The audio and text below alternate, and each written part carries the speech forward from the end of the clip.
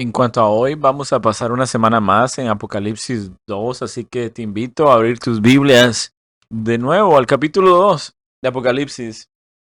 Mientras vas hacia allá, este será el segundo sermón de esta sección del libro de Apocalipsis y vamos a terminar este pequeño breve estudio acerca de la iglesia de Éfeso y luego volvemos a Juan 10. Permítame leer el texto y ponerlo delante de nosotros para poder empezar de forma acelerada en nuestro estudio de hoy. Mientras leen, voy a hacer un par de comentarios acerca del versículo 1 al 7 para preparar nuestras mentes, una rampa de entrada hacia donde nos dirigimos. Si recuerdan Apocalipsis 2, es una carta de nuestro Señor Jesucristo. ¿Cómo sería si Cornerstone recibiera una carta de nuestro Señor Jesucristo? Y no nos gustaría lo que le dice a Éfeso. Sin embargo, esto viene, se recuerdan de una visita de Jesucristo haciendo una auditoría, no buscando o mirando las finanzas, sino evaluando qué tan bien engrasada estaba la maquinaria de la iglesia. Y estaba midiendo sus corazones y evaluando sus intenciones. Jesucristo le interesa lo que hay en el corazón y escribe una carta hacia la iglesia de Éfeso.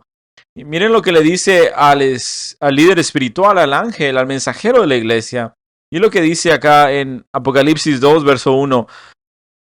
Al mensajero, al ángel, al líder que debe entregarle estas palabras a la iglesia. El que sostiene en su mano derecha las 7 estrellas y el que camina entre los 7 candelabros, este es Jesucristo, dice esto y empieza con virtudes y hay cosas maravillosas sucediendo en Éfeso.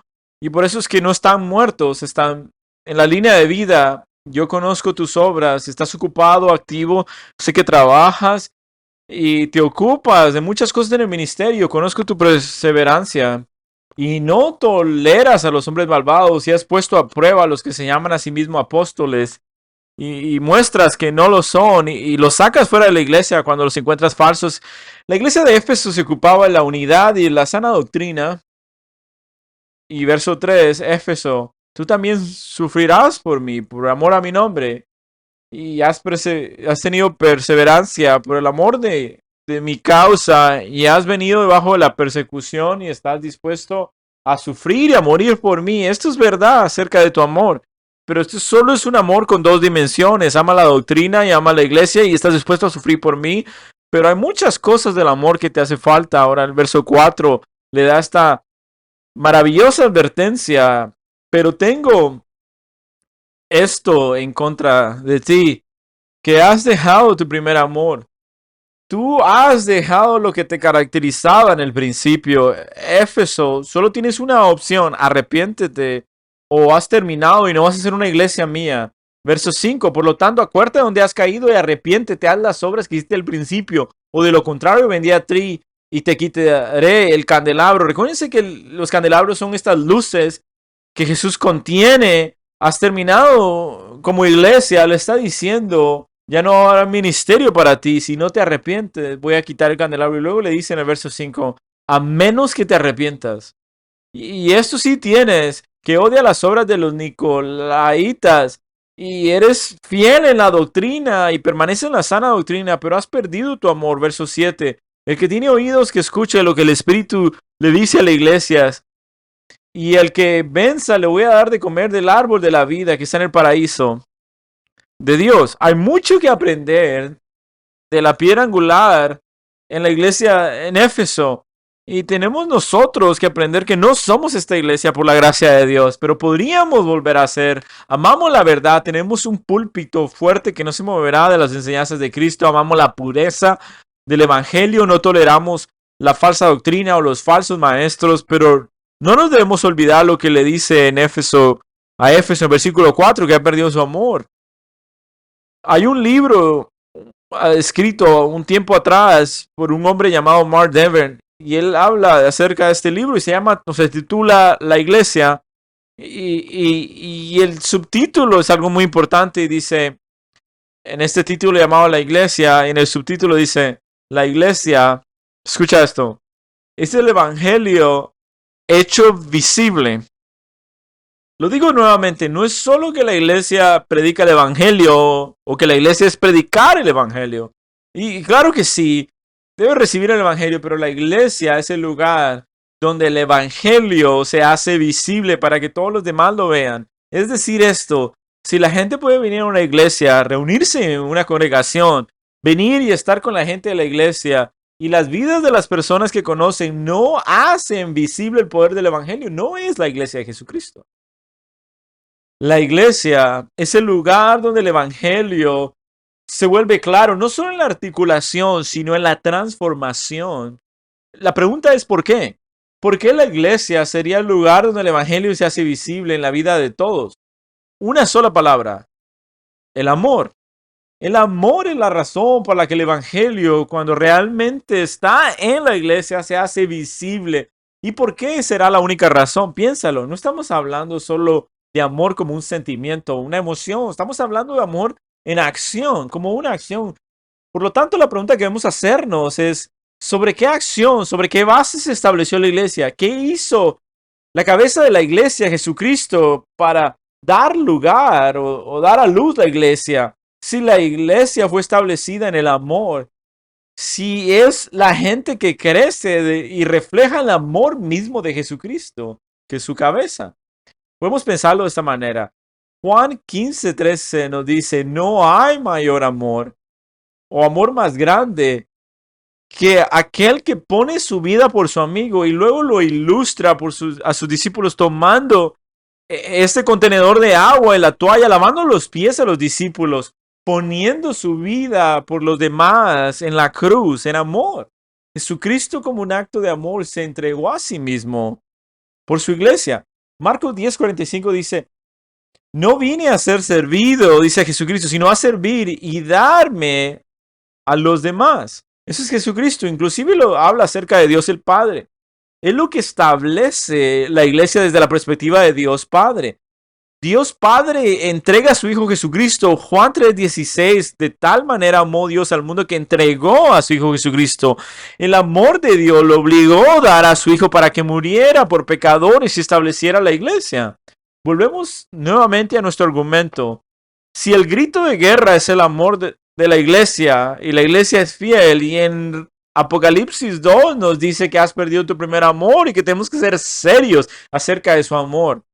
La iglesia de Jesucristo se funda, se estable y es comprada por un acto de amor. Entonces, si las personas que están en el lugar, que dicen que aman a aquel que murió por ellos, no reflejan el amor de Cristo que produce, no es la iglesia. Así, lo que dice Mark Dever, la iglesia es el evangelio hecho visible, lo que está diciendo, lo que produce el evangelio en la vida de las personas.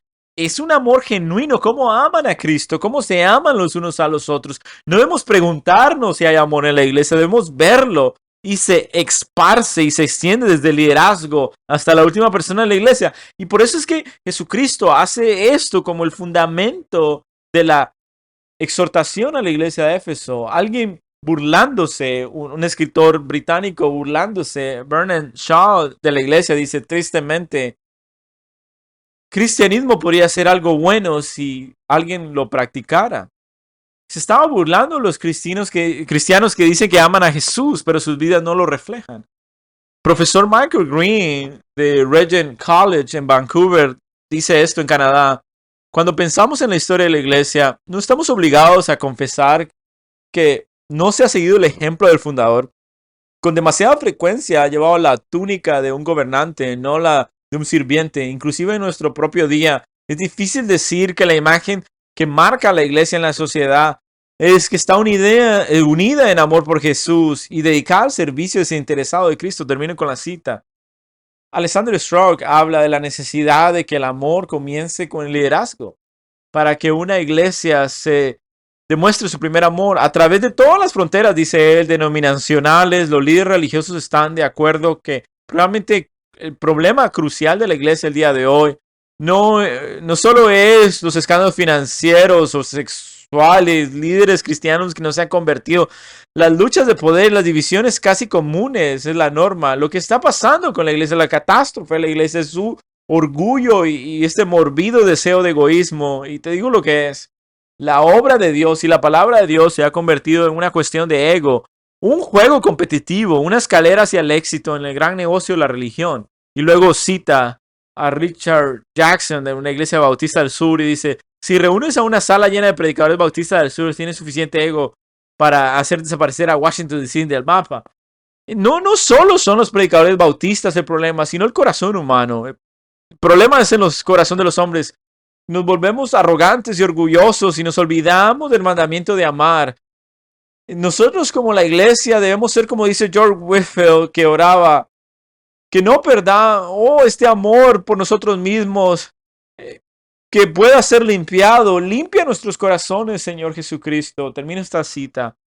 Queridos, el Evangelio se hace visible cuando una iglesia actúa como su fundador. El Evangelio se hace visible cuando una iglesia muestra el poder del Evangelio a menudo, cómo se tratan entre sí. El Evangelio se aparece cuando el amor penetra desde el liderazgo hacia abajo. Así que ahora ven cuando Jesús lleva a citar y enjuicia a Éfeso porque estaban hablando del Evangelio. Tenía buena doctrina y cuando miras su vida se dan cuenta que el evangelio que tienes en tu boca no es lo que demuestran tus acciones. No se tratan como que el evangelio es real los unos con los otros. Si eso no te hace que te arrepientas, estás acabado, no hay esperanza. Y esto nos lleva a nuestro pasaje el día de hoy, nos lleva a nuestro tiempo para meditar la palabra de Dios. En este momento volvemos y quiero que pensemos qué es lo que pasó en Éfeso.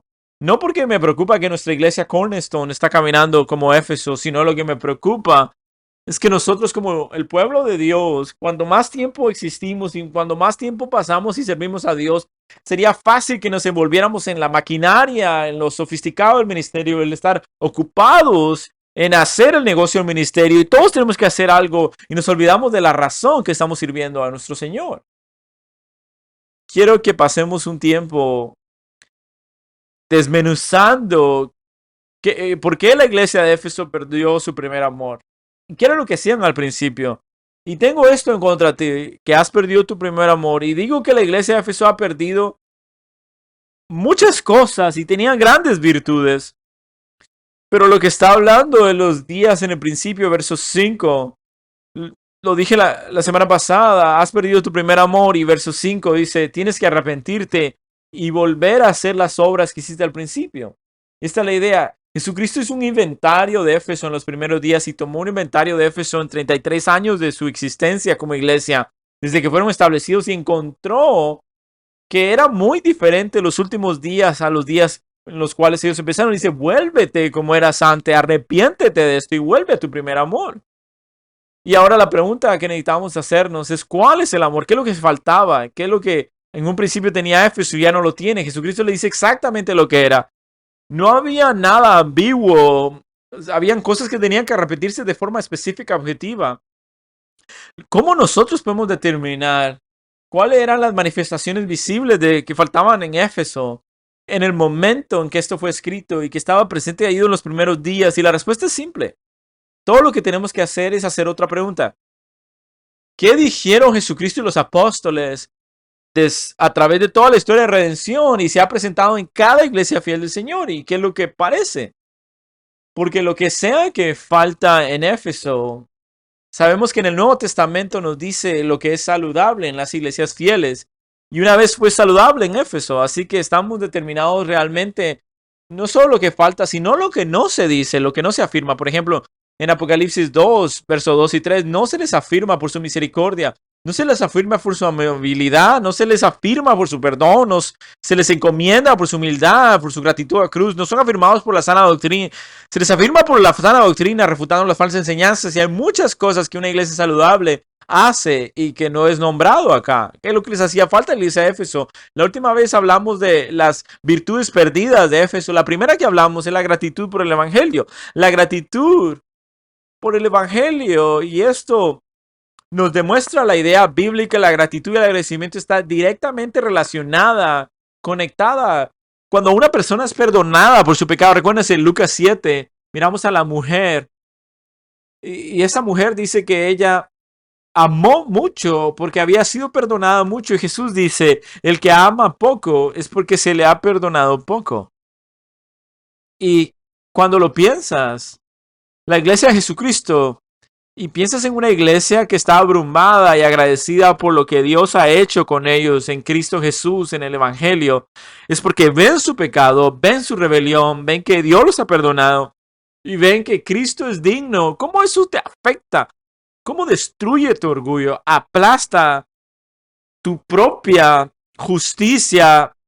Y ahora ves tu pecado y ves la santidad de Dios y que Él ha proveído y nos abruma con gratitud. No hay lugar para la mezquindad o para la autoexaltación, sino un espíritu apacible, humillado. Cuando estamos bajo el peso de la realidad de lo que Dios ha hecho por ti en Cristo Jesús, lo que fluye es gratitud, servicio y devoción al Señor. ¿Cómo no podrías vivir al Señor que murió por tu pecado? Ahora piénsalo. Pablo fue uno de los primeros pastores en Éfeso. Timoteo fue uno de los pastores también ahí. El liderazgo desde el principio en Éfeso fueron grandes hombres de Dios y ellos estaban aturdidos por la misericordia de Dios. De hecho, que cuando Pablo le escribe a Timoteo en 1 Timoteo capítulo 1, verso 15 y 16, lo que le dice y lo instruye su corazón y le dice, está inyectando el el corazón de pastor, dándole la gratitud o demostrando la actitud que debe tener por el Evangelio. Es una declaración fidedigna, dice Pablo. Plena aceptación que Jesucristo vino al mundo para salvar a los pecadores, de los cuales yo soy el mayor de todos los pecadores, dice Pablo.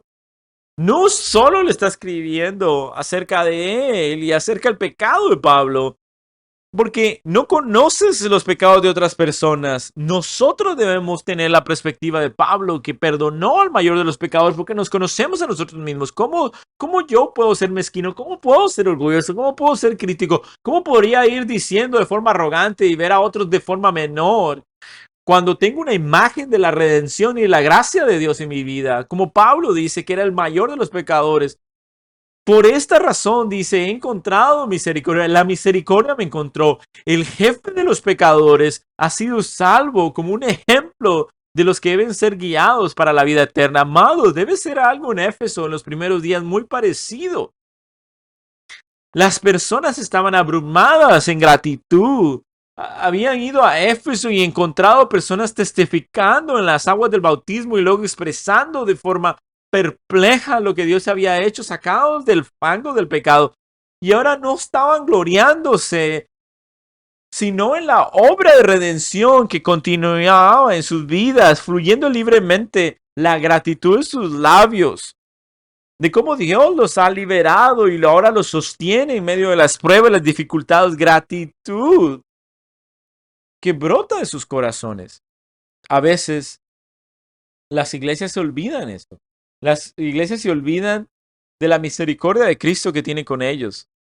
Y se vuelven calculadas y programadas, sofisticadas, se vuelven clínicas. Los ministerios se vuelven una marca y se olvidan de lo que Dios ha hecho. Pero solo la vida orgánica de una iglesia normal es la misericordia y la gratitud hacia el Evangelio. La iglesia debe ser un lugar, amados, como lo vimos la semana pasada, y quiero recordarnos de nuevo, donde las personas deben estar aturdidas, perplejos, no solo de verlo cómo Dios salva a las personas, sino de cómo sirven. Debo pensar que estaba en mi camino al infierno, corriéndose al juicio de Dios, y Él me salvó, me rescató, y no lo merezco. Las personas que están perplejas por el Evangelio no son casuales o pasivas en su servicio, sino están agradecidas y quieren bendecir y honrar a Dios a través del servicio a su iglesia. Porque ellos saben cuando Dios los salva, los salvó y los compró con su sangre para servir a otros. Y están llenos de adoración hacia Dios. Sucede que ellos quieren estar inmersos en un lugar donde Dios está, con una actitud hacia Cristo que es genuina. Y donde es un lugar de personas que no son agradecidas con Dios, se sienten incómodas en medio de los verdaderos creyentes. Personas agradecidas están inmersas en el servicio a Dios. Y están agradecidos por lo que Dios ha hecho. Personas mal agradecidas no ven lo que Dios ha hecho. Debe ser un lugar donde la gente amargada, ellos deben, un lugar donde estas personas se sienten fuera de lugar, porque hay personas llenas de felicidad y de gratitud con Dios, que ellos se sienten incómodos, que no están en el lugar correcto. Y hay un espíritu de gozo y gratitud en medio de los verdaderos creyentes que nace de forma espontánea y llena todo el cuerpo. Como la semana pasada o ayer que tuvimos nuestro concierto de Navidad. Qué bendición fue verlos a todos disfrutando de comunión, dándole gracias a Dios después de el concierto. Nosotros debemos ser personas llenas de gozo en esta temporada. Y que la gente diga, ¿qué es lo que pasa? No sabe lo que Dios ha hecho. Mi vida es la temporada en la que celebramos la encarnación de Dios, que vino a morir por nosotros pecadores. Cuando el espíritu de gratitud es extraviado, la iglesia ha perdido su amor. Si alguna vez nos convertimos en una iglesia cornerstone, una iglesia ingrata, un almacén de quejas y críticas, si alguna vez supera el inmenso y merecido privilegio de servir a Cristo, eso es reemplazado por la autosuficiencia, las murmuraciones sin oración, los espíritus críticos, las reacciones frías y clínicas, el trato orgulloso, hemos perdido nuestro amor. Y eso fue lo que pasó a Éfeso. Perdieron su gratitud por el Evangelio. Que nunca seamos nosotros. Así que esa es la primera virtud perdida por Éfeso. Ahora el resto de ellas es la que quiero dedicar nuestro tiempo. Y va a ser en 1 Corintios capítulo 13. Por favor, vayamos allí. Escogí 1 Corintios 13 porque es realmente un pasaje paralelo a Apocalipsis 2 en muchas maneras. Y lo que me encanta de 1 Corintios 13 es ver algunas de las virtudes más que son perdidas en Éfeso. El amor ágape, de lo que está hablando, se utiliza en diferentes formas, en cientos de veces en el Nuevo Testamento, pero ¿por qué escoger 1 Corintios 13? Porque en 1 Corintios 13, amado, realmente se ven declaraciones paralelas que se le dicen a Corinto, de lo que Jesús le dice a la iglesia de Éfeso. Y hay mucho que aprender aquí, incluso podríamos decirlo de esta manera. Lo que se llama y se describe el amor en 1 Corintios 13, no se ve nada de los elogios para la iglesia en Éfeso en Apocalipsis 2. Entonces, no tenemos que ir a ningún otro lugar en el Nuevo Testamento, podemos verlo y acampar acá y meditar en las virtudes perdidas de Éfeso, que ha perdido su primer amor y sabemos con seguridad que la plenitud del amor que Jesucristo desea y que Él provoca en nosotros, lo podemos ver en esta sección del Nuevo Testamento. Miremos los paralelos en la iglesia de Éfeso. A veces llegamos al verso 7 y verso 3, y lleno de buena doctrina, bueno de la articulación correcta y en contra de la falsa doctrina, conocimiento bíblico y la manera en que se encaminaban en la verdad, en la vida corporal, teniendo reuniones para expulsar a los falsos maestros, estaban ocupados acerca de la buena doctrina y eso es bueno. Pero mira lo que Pablo dice: si hablo con lenguas angelicales, pero no tengo amor, me he convertido en un ruido vacío que retumba, un símbolo vacío. No importa que tan bien hable acerca, si no tengo amor, simplemente soy como música irritante en los oídos del Señor. Si tengo el don de profecía y si conozco la verdad y los misterios del conocimiento, soy un hombre guerrero y entrego mi vida como mártir.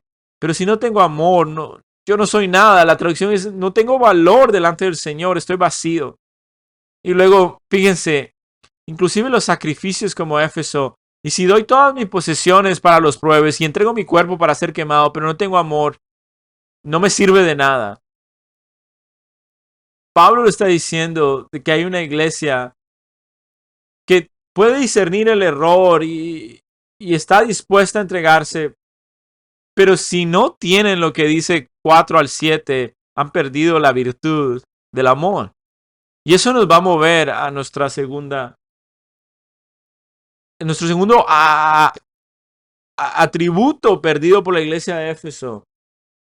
Y ahora vamos a ver 4 al 7. La segunda virtud perdida por la iglesia de Éfeso: misericordia hacia las debilidades de los demás. Y ellos eran personas que articulaban muy bien la verdad, eran precisos en sus declaraciones doctrinales. Y pueden ir a su sitio web y pueden leer los 742 páginas donde cada matiz y cada aspecto, y te puedes quedar con la boca abierta acerca de esto, y sus sermones son los mejores, doctrinales, sólidos, y pensamos de que eso es suficiente. Pero si esa iglesia no es lista para perdonar y le falta misericordia, y si no es paciente y amable caminando con la gente en sus debilidades, si esa iglesia llena de rencor y amargura, lucha y tiene contención y a cualquier chasquido de culpa se juzgan. El Señor dice que no significa nada si no son misericordiosos los unos con los otros. Veamos el verso 4 de 1 Corintios 13. El amor es paciente. El amor es amable. La palabra paciente acá es la palabra griega macrotumía. ¿Se recuerda? Macro habla de algo grande, extendido. Mutía o sufrimiento o aflicción. Yo estoy dispuesto a soportar o sufrir durante un largo periodo de tiempo la aflicción de otra persona y no tomar represalias en ira contra ellos. Estoy dispuesto a sentirme ofendido, herido y enfrentar sus debilidades y absorber sus debilidades y caminar con ellos y no tomar ninguna represalia, ni venganza, ni enojarme. La paciencia es tomar represalias cuando otro está haciéndole daño. No, eso no es paciencia. ¿Piensan que es tan difícil para nosotros? Claro que es. Toma el poder sobrenatural de Dios para poderlo hacer. Nosotros somos muy orgullosos, llenos de arrogancia y sin el Espíritu de Dios nunca tendríamos amor bíblico, pero en Cristo tenemos el mejor ejemplo de lo que es ser paciente, porque Él ha sido paciente con nosotros que lo hemos ofendido toda nuestra vida. Y luego después de hacer todo lo que le hemos hecho, nos ha salvado. Y podemos decir, sí, está bien. Trato de ser misericordioso con los demás, necesito ser paciente con la gente. Otras personas que me molestan, otras personas que me irritan en la iglesia, que son difíciles, simplemente los voy a evitar y mantenerme alejado del otro lado de la iglesia. Y no los quiero saludar y si me dicen algo bueno voy a hablar y me voy a salir de ellos para dejarles. No. El trato misericordioso de los demás es moverse proactivamente hacia ellos como amabilidad, no solo para absorber sus debilidades. El amor es paciente y el amor es bondadoso. Es el grupo de la palabra proactivo para mostrarles misericordia, para mostrarles amabilidad, mostrarles el amor a los que no son dignos de amor. Éfeso debe haberse convertido en un lugar de impaciencia, un lugar donde se irritaban fácilmente. Servir en Éfeso era servir junto a la gente en Éfeso, debe haber sido, hacemos mucho y producimos mucho ministerio y si la gente viene y visitarnos el domingo parece bien, pero detrás de las escenas Jesús está auditando los corazones, la gente está peleando, la gente está amargada, la gente está ofendida, no son amables. El evangelio se hace visible en la forma en que nos tratamos los unos a los otros. Es una imagen del evangelio. Dios cierra la brecha en esto. El amor es paciente y no basta con ser paciente. Se mueve de una manera proactiva hacia las personas con amabilidad. Y es por eso que el llamado de trato misericordioso hacia los demás, debilidades, por lo que la misericordia hacia los demás, no te voy a tratar de la manera que tus debilidades lo ameritan. Voy a ser amable y paciente. Voy a hacer las cosas contigo con un espíritu de mansedumbre para ayudarte y estar a tu lado y caminar contigo y perdonarte como Dios me perdona. Una iglesia que está llena de un montón de gente mezquinos que son fáciles de ofender ha perdido su amor. No solo eso, me voy a saltar un par de ahí, pero miren ahora el versículo 5. 5 dice, el amor no se provoca, no toma medida de lo que ha sufrido. Jesús debe haber mirado a Éfeso y mirar un montón de personas ofendidas y orgullosas. Dice, ¿por qué dices eso?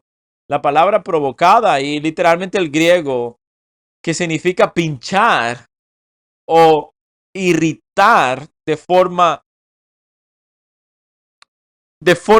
provocativa, intencional, y te enojas y estás hinchado de enojo contra ellos y ser una persona que se ofende fácilmente.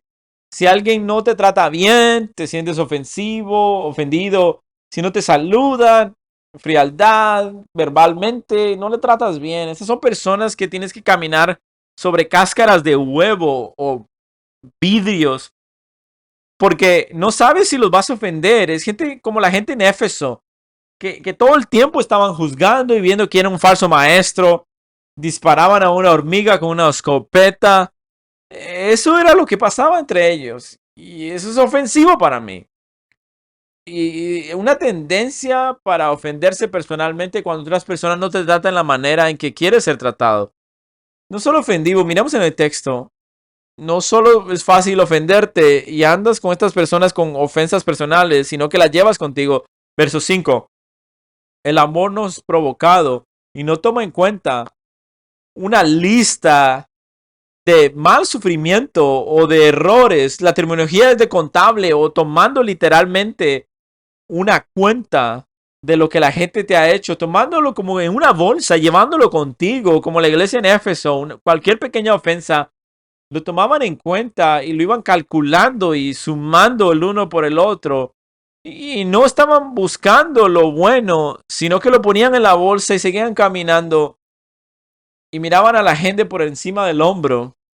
Y había esta amargura, esta frialdad, esta dureza. Estaban tomando en cuenta el mal y el sufrimiento y lo llevaban poniéndose sobre el hombro y luego estaban listos para pelear porque estaban ofendidos. Es una iglesia sin amor. ¿Cuándo Jesucristo te ha tratado así de alguna manera? Quiero decir, si Jesús alguna vez apareció en los momentos es que era más crítico para ti, te sientes más ofendido y las cosas que te han hecho, y tal vez tienes razón, pero si Jesucristo apareciera y abre tu corazón y muestra todas tus motivaciones y emociones, no estaríamos orgullosos de eso. Diría, yo fui paciente contigo aquí, yo fui paciente allá, no me ofendí personalmente, te perdoné. Y en esta batalla que has tenido durante toda tu vida, en esta debilidad en las últimas décadas, he caminado contigo. Y cuando eras muy difícil, yo te seguí buscando y siendo compasivo contigo. Ahora te enojas con cualquier persona y explotas. Y dices, ¿cómo alguien se atreve a tratarme así? El orgullo, la arrogancia, la impiedad, amargura. Mientras más alguien es orgulloso, más piensa que tiene mucha importancia y es fácil de ofenderle. Éfeso se convirtió en un lugar en que la gente se ofendía fácilmente y guardaban rencores y andaban ahí siempre escépticos de las otras personas, pensando mal de ellos, sin misericordia. ¿Por qué lo digo de esta manera? Porque la gente te va a ofender en la iglesia, somos pecadores. El pasaje implica que vamos a pecar los unos contra los otros. Significa que van a haber estos conflictos en la iglesia con esto. Y todos estamos en problemas. El pasaje implica que vamos a pecar contra ti. Alguien va a decir algo tonto, alguien va a hacer algo egoísta, alguien va a tener una debilidad, alguien te va a maltratar, alguien no va a estar de acuerdo contigo y vas a tener una mala circunstancia. Y no te van a tratar de la manera que tú piensas que debe ser tratado. Bienvenido al cristianismo. El amor dice esto. Proverbios 19:11 dice, la gloria de un hombre es pasar por alto la ofensa. Primera de Pedro 4:8, el amor cubre multitud de faltas. Proverbios 24, el justo cae 7 veces, pero vuelve a levantarse. Probablemente solo tuvieron un mal día. No es que no vamos a tratar con pecado, pero la paciencia con las personas. Éfeso debe haber sido un lugar donde no se podía actuar ni podía equivocarse.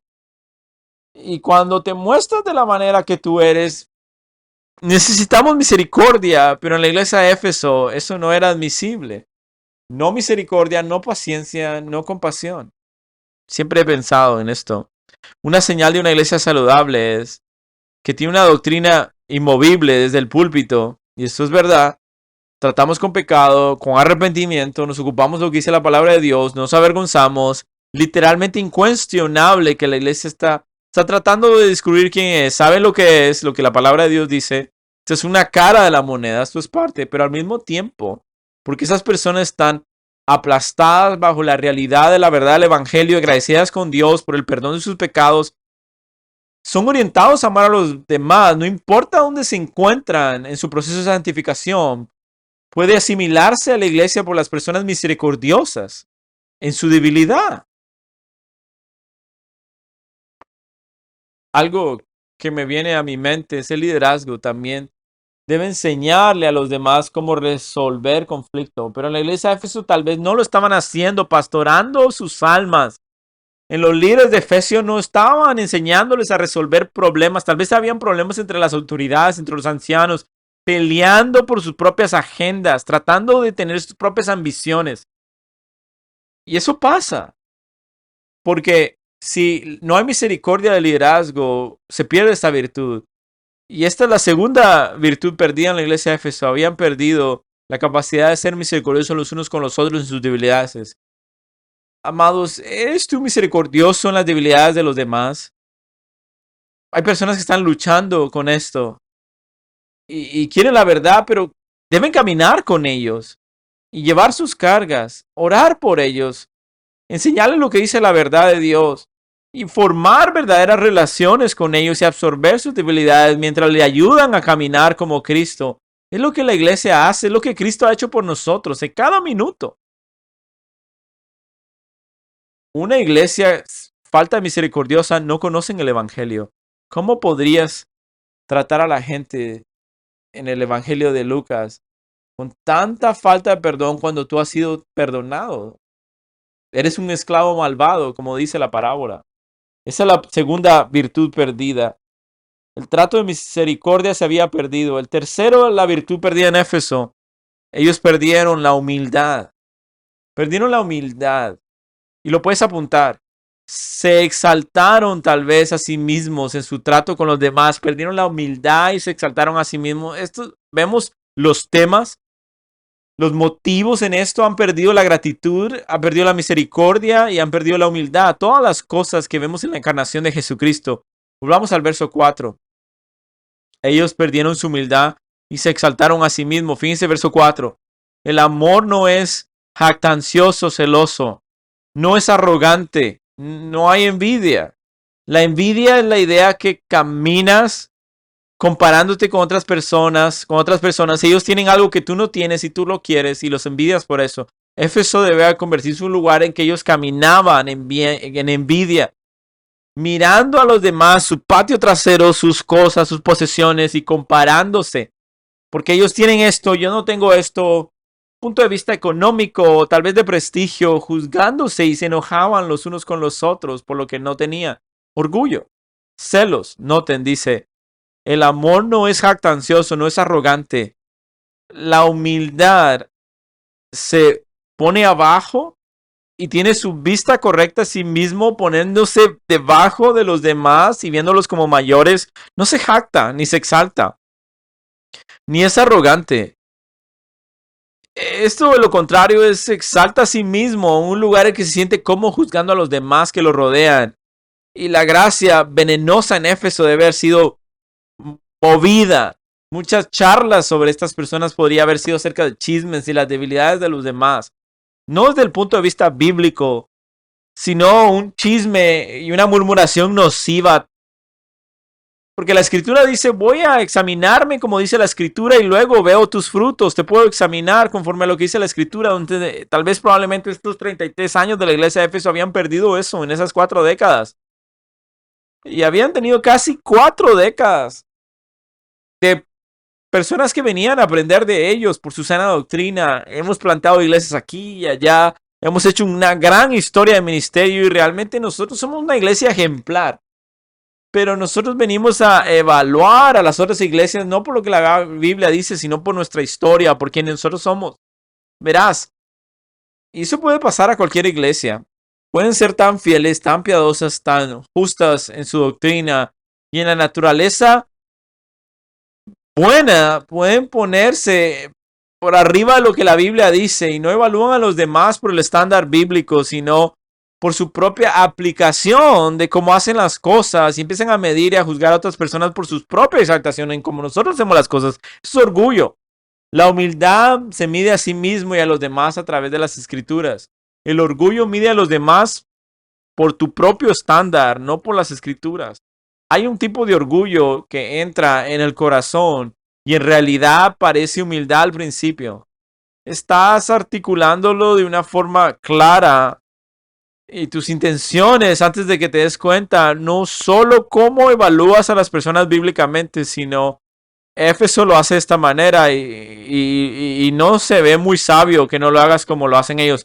Mira lo que dice la Biblia, pero también no puedes juzgar a esta iglesia por la otra iglesia. Es un orgullo cíclico, insípido, que se exalta a sí mismo por su propia plataforma. La humildad dice: no me exaltaré, no me envaneceré, Me mido por la escritura, no pienso demasiado en mi propia importancia. Lo que dice Cristo acerca de mí es lo que yo sé que es de mí. Me pongo debajo de la autoridad de la iglesia y eso es el estándar. Éfeso perdió eso. Así que perdieron su humildad y se exaltaron a sí mismos. ¿Saben lo que sucede en un ministerio como este? Solo una nota al margen. El orgullo del hombre, el orgullo en el liderazgo empieza allí. ¿Por qué? Porque si el estándar, evaluar el liderazgo espiritual fiel, es alguien y su capacidad, su orgullo, que está arriba a los demás y articula las cosas y menosprecia a los demás. Y las personas pueden alimentarse de su orgullo. Una persona delante de ellos, frente a ellos, que los hace sentirte ellos más importantes. Y eso eleva a las personas. Pero una iglesia donde el amor gobierna y el amor reina, tienes que tener hombres dotados, tienes que tener hombres que tienen los dones y llamados por Dios a esas tareas. Pero la marca de un verdadero liderazgo es que lo hacen con humildad. Cuando les dan la oportunidad de servir, lo hacen para servir a los demás, para servir y se humillan y están agradecidos por lo que Dios permite, que son utilizados por Dios. Así que Éfeso se enorgulleció. Así que perdieron las virtudes, perdió la gratitud por el evangelio, el trato de misericordia a los demás y la debilidad. Dejaron de ser humildes y se exaltaron a sí mismos. A continuación perdieron otra virtud del amor. Han perdido su amor por la santidad y el arrepentimiento. Esto es interesante. Perdieron ese amor por santidad y arrepentimiento. Piénsalo de esta manera. Quiero recordarte, es un tiempo de historia. Hechos capítulo 19. Recuérdense, el apóstol Pablo se muestra y va ahí a Éfeso a predicar el evangelio y predica y es un momento de avivamiento en Éfeso y están perplejos por la obra de Dios, de una obra masiva donde Dios está levantando a sus siervos y salvando a la gente en la ciudad de Éfeso. Y era una iglesia llena de hechicería, de idolatría.